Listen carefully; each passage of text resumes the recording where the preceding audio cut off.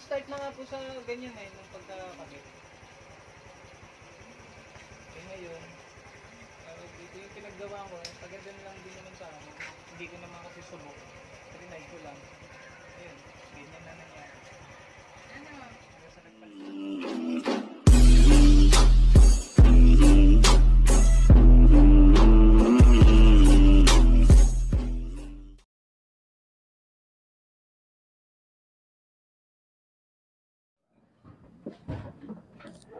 Hello mga ka-workshop, isang magandang gabi sa inyo lahat. Siyempre, ito na naman po ang inyong lingkod, si Jello.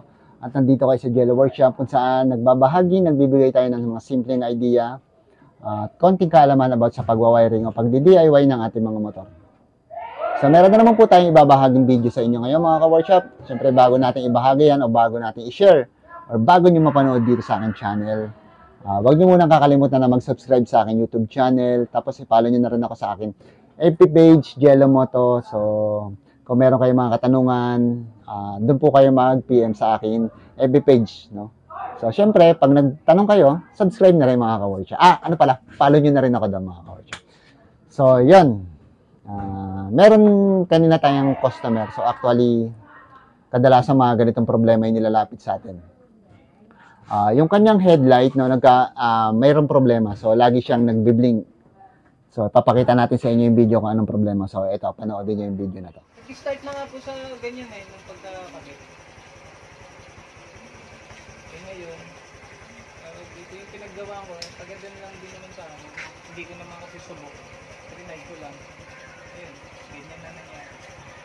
Ano? Hanggang sa nagpalit din ako ng ilaw ulit na trident. Ayun, ganun pa rin. Bago na battery, ganun pa rin.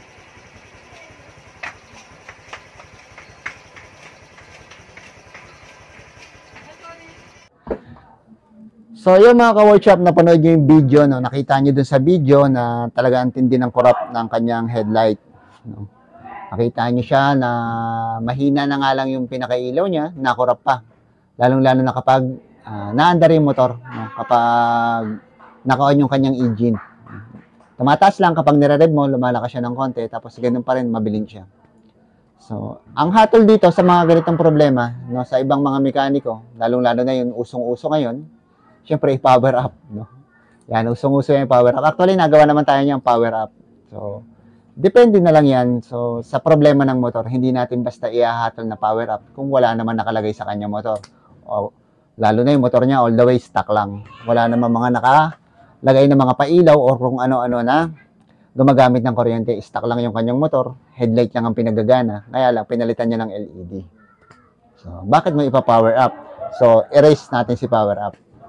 So, pangalawa dyan, sasabihin, i-full wave. So, nagpa-full wave din tayo. Actually, yan nga yung specialties ko. Full wave. So, hindi ko rin pinayo yun, full wave. So, kasi nakita ko nga yung status ng motor, no? Walang nakalagay. So, headlight lang. Siyempre, bakit mo isasuggest yun, yung mga ganun, di ba? Para kumita ko? Siyempre, malaki yun. Lalo-lalo na yung power up. Malaking singilan dyan. Full wave, ganun din. Diba? Hindi yun. Hindi natin iisipin yun. Iisipin natin kung paano resolbahan yung pinaka-main problem lang ng motor. So, yun ang main problem, nagbi-blink. Siyempre, yun lang bibigyan natin ng solusyon. Wala namang problema sa charging, di ba? Wala namang problema sa mga wiring dahil wala nga nakakabit, no? Hindi naman mangingitim o sinasabing na i-expire yung wire nito. Kasi nga, paano ma-expire? No? Paano mangingitim? Wala nga nakalagay. Headlight lang, nag-LED ka lang. So, ano lang dyan, ang sagot lang dyan mga core shop, simple. No? Kaya gusto mo malaman kung gaano kasimple. So, panoodin mo, i-continuous mo yung panonood ng video. So, ito papakita ko sa yung diagram kung paano ko ginawa o sinulusyonan yung ganitong problema. Actually, hindi ko na napakita sa actual kasi ang inyong lingkod po mag-isa lang rito. Sa mga nagpapagawa sa akin, alam yan. Ako lang po mag-isa rito. Kaya, by the way, yung mga gusto magpagawa, kailangan po by schedule kayo. Kasi, unang-una, yung mga ganitong actually na pumupunta sa akin, mga biglaan, paano kung may ginagawa akong isang malaki, no? Malaking trabaho. So, maghihintay kayo. Ayaw ko naman maghintay kayo, lalo na malalayo kayong lugar. Kasi yung mga nagpupunta rito, minsan malalayo pang lugar, tumadayo sila para magpaayos ng wiring. So, yun po. Yung nga pala, pag gusto nyo magpagawa sa akin, mag-PM po kayo sa akin Facebook page, Jello Moto. Tapos, sorry. No! God, please, no! No! No! So, yan. Mga ka-workshop, mag-PM kayo sa akin. FB page, doon po natin sasagutin o doon po natin i-schedule kung kailan kayo pwede pumunta. Tapos, kung kailangan naman po, pag naka-schedule kayo, sure na pupunta kayo. No? Lalo na PM kayo the day before kayo pumunta. So, yun nga. Balik tayo sa topic. So, yun. Gusto mo makita, gusto mo malaman, lalo-lalo na ikaw, bago ka pa lang sa pagbumotor, bago ka pa lang sa pagwawiring, gusto mong makatipid, naku po, para kang nasa TESDA, panood. Yeah, boy. Panoodin mo to, matututo ka. Tsaka sa mga gustong matuto, PM nyo ako sa aking Facebook page, no? Papakita natin sa inyo yung mga diagram na gusto nyong gawin. Da-diagram natin yan. Kailangan lang, magaling ka mag-analyze ng diagram. Kasi, mga bossing, or mga sir, o mga ka-workshop, diagram first before actual. Tandaan nyo yan. Sinusulat natin yan sa diagram bago natin i-actual. A-analyze mo muna sa diagram bago mo i-actual. So, yan. Kaya diagram first before actual. So, yan. Makikita nyo dito yung mga diagram na gusto nyong makita. No? Pagawa lang kayo sa akin. Walang problema yan. Basta wala tayong ginagawa.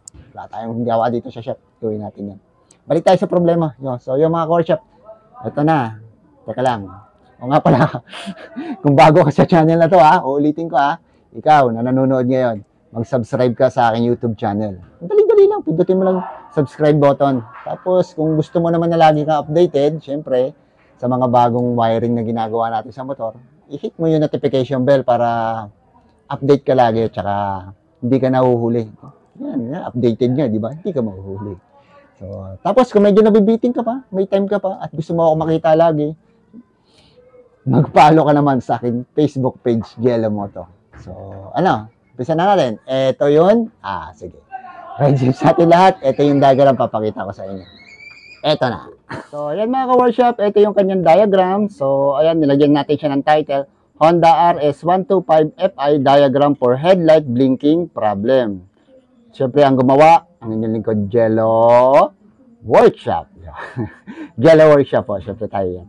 So, ito ang iyong stock switch ng high and low. Kasi, uulitin ko, yung stock niya, wala naman yan switch para mapatay ang iyong headlight. So, mag-additional tayo ng switch. Ito yung kanyang additional switch. Ito yung kanyang high and low switch. Ito, socket to. Ito yung duktungan ng headlight. Headlight galing sa high and low o galing sa pinaka main switch nyo. So, ang pinakita lang natin dito, yung kanyang high and low switch. So, ayan. So, ito naman yung kanyang headlight. No? Ito yung kanyang SPDT relay. Actually, mga ka-workshop, mini relay lang po ang ginamit ko dyan. Mini relay lang. Ngayon, kung walang mini relay, pwede na tong SPDT relay o maski yung horn relay, pwede dyan. Yung 5-pin mga ka-workshop. Sinasabi ko sa inyo, sinisigurado ko sa inyo, pwede dyan kahit yung 4-pin relay. No? Kasi ang tawag lang naman doon, horn relay, pero pares lang silang relay. Ang SPDT lang kasi, change over relay. No? Meron siyang sequence na nag-change siya sa 87 from 80A once na nagkaroon ng supply si 86 at si 85. Pag nagkaroon sila ng kuryente or napasukan sila ng kuryente, no? Nag-switch siya sa 87. Kaya mula sa 87A, lumilipat sa 87 ang kanyang power. So, ayun. So, ayan. Tapos, ito yung battery. Tapos, ito ignition switch. Siyempre, galing sa ignition switch, meron fuse. Ayan yung red wire. Actually, mga workshop, sa RS, 4 ang wire niya rito sa susian. So, 2 lang nilagay natin. Ang nilagyan lang natin dyan ng wire, yung color red, pure red, at pure black. Kasi meron pa dyan isang red with black stripe. At meron din black with blue stripe. So, yun. Ang kakabitan nyo dyan, yun, pure black, mga ka-workshop. Unless, pwede naman sa 2, pero dito tayo sa pure black. So, yan yung 12 volts battery. So, ayun. Mula sa high and low na kanyang connection, 4 yan eh. So, ang magpo-focus lang kayo dyan sa 3 wire. Yung kulay yellow, siya yung source, kulay yellow. Tapos, kulay white, siya naman yung low. At kulay blue, siya naman yung high ng inyong headlight. Low beam, high beam, no? So, yung kulay yellow mula dito sa socket, ito yung dating stock niya. Ito yung kulay yellow rin na galing naman stator. So, ikakat nyo yan or pwedeng bunutin nyo sa socket. So, sa akin kasi binunot ko, pero dito syempre sa diagram, nakakat yan, cut. Ito yung papunta dun sa harness. Papunta yan sa harness. Ito naman yung papunta sa socket na papunta naman sa switch ng headlight o switch ng inyong motor. Yung papunta sa socket, papunta sa harness, mga ka-workshop, iyaan nyo na yan. I-cover nyo na siya ng tape. No? Tapos ito naman kaputol na papunta sa socket at sa high and low, maglagay kayo ng wire. Ilalagay nyo siya sa number 87 ng relay. Ayan. Nakalagay siya sa number 87 mula sa dito sa pinutol natin na yellow wire na galing sa socket. Yellow with white stripe yan, mga ka-workshop. Tapos dinalagay natin sa number 87. Yung number 85, no? Ground yan. So, negative. So, dito naman siya papunta. Mula naman sa headlight socket mo, dito naman sa pinaka-headlight mo na, no? Makikita mo dyan yung 4 na wire. Tatlong wire pala. Sorry mga ka-workshop. Makikita mo dyan yung 3 wire. Yung kulay white, siya yung low. Yung kulay blue, siya yung high. At ground wire. So, yung ground wire na yan, nakapunta yan sa harness. So, kakatin mo yung kulay green. Siya yung negative, yung kulay green. Cut mo siya. Tapos ito papuntang harness. Ito papuntang headlight. So, nakakat siya. Tandaan nyo papuntang harness, papuntang headlight. Now, dito sa papuntang harness, mag-a-addition kayo ng wire. Tapos, ilalagay nyo siya diretso sa number 85. Yan na napakalinaw po mga ka-workshop Tapos, yung wire naman na papunta sa headlight, na ground wire, lalagyan siya ng wire, diretso nyo siya sa battery. So, ayan, nakadiretso sa battery. So, malinaw na malinaw yan mga ka-workshop Tapos, kung hindi nyo naiintindihan, ulit-ulit nyo lang yung panonood, no? Para hindi na kayo tanong ng tanong. Kasi marami rin tayong ginagawa, hindi ko kayo nasasagot. So, joke lang. Basta magtanong kahit nagagawa. May time tayo, sasagutin natin yan. So, yun. So, 85, yun nga dito. Tapos, si number 30, lagay rin kayo ng wire sa 30 ng relay, number 30, lagay kayo ng wire. Tapos, lagyan nyo ng fuse. Tapos, diretso siya sa positive ng battery, number 30. Fuse, positive ng battery. O nga mga ka-workshop tips lang, once na magkabit kayo sa battery ng motor, na additional wire o additional kung ano man ikakabit nyo, lagi kayong maglalagay ng fuse mga ka-workshop. No? Gamit kayo ng fuse. So, ayan.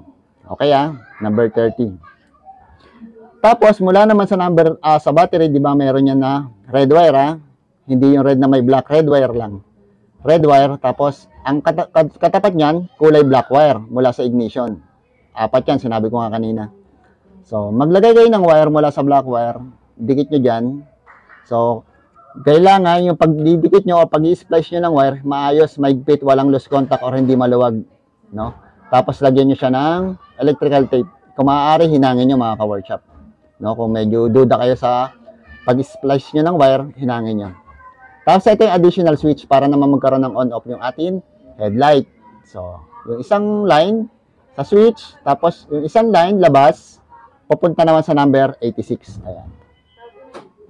Papunta naman sa number 86 ng relay. So, yun na. Tapos na. Once na i-on mo yung iyong switch, so, magkakaroon siya ng positive, lilipat mula sa 87, ay lilipat dito sa 87. So, yan. Pupunta rito, papasok dyan, iilaw na yung iyong headlight, mga ka-workshop. So, yun. Yun lang yun, mga ka-workshop. Ganun lang siya kasimple. Ganyan lang kadali. Hindi mo na kailangan kung anong pang invento gawin mo sa iyong wiring. Huwag ka na mag-invento, no? Kung may pera ka naman, sige, pagawa ka, di ba? Kung wala ka namang masyadong budget, gusto mo rin matuto, so yan, panoodin mo to mga ka-workshop. Napakasimple nito, matututo ka na, libreng-libre, di ba? Tapos pag may katanungan kayo, di ba, sinasagot natin. Kaya lang, minsan naman, yung mga nagtatanong siya, so konting paggalang lang. Actually, ginagawa namin to para sa inyo.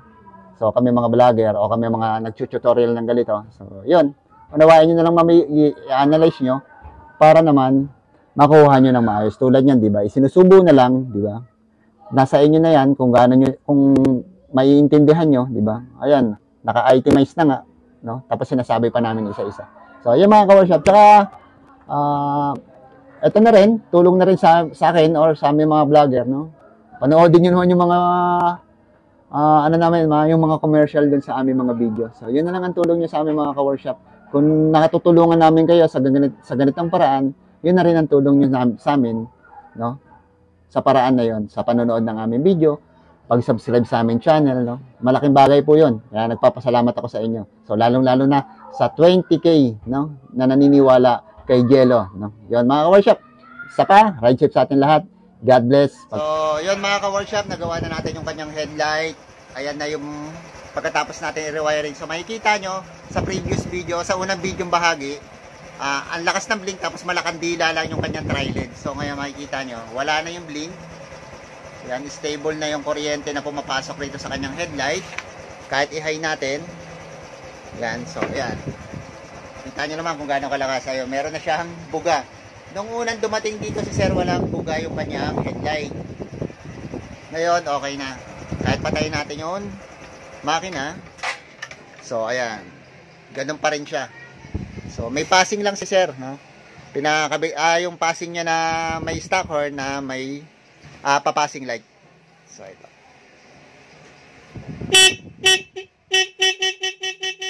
So, yun. Stock lang yan. Tapos, low, high, low, high. So, ayun. Hindi yan naka-power up, mga ka-workshop, ha. Tulad ng ginagawa ng iba, pina-power up. Ganun agad ang hinahatol. So, dito, syempre, aayusin mo kung ano lang yung problema. Kung problema nagbiblink, ayusin lang natin yung nagbiblink. Pero, wala yung mga relay na nakakabit. So, titignan. So, yun. Magulo rin kanina yung loob niyan. May mga wire. Kasi yung kanyang stock na busina, nilagyan ng wire. So, tinanggal natin yung kasi di naman dapat lagyan ng relay. Stock lang naman yun. Okay lang yun. Wala nang relay yun. Tapos yun. So, yan. Ganyan nakalinis. So, ulitin ko mga ka-workshop, hindi yan naka-power up. Ulitin ko yan. Pero walang blink. So, ayan. Stable na stable yung kanyang headlight. So, ayan. Ang motor ni Sir, RS125. So, ayan si Sir. Interviewin natin si Sir. Tanong natin. Sir, nung pumunta ka rito, anong problema ng motor mo? Ayun, nagbiblink yung headlight niya. Di maayos, Sir. Pero ngayon ayos. Pinagawa mo na dati, di ba? Tapos, salamat, boss. Salamat. Nice natin. Si Sir, taga-Tagaytay yan. So, pumunta rito. So, yun lang. Kung anong problema ng motor, yun lang ang ayusin natin, no? Yun lang ang bigyan natin pansin. Ayan. So, ayan. Okay na mga ka-workshop.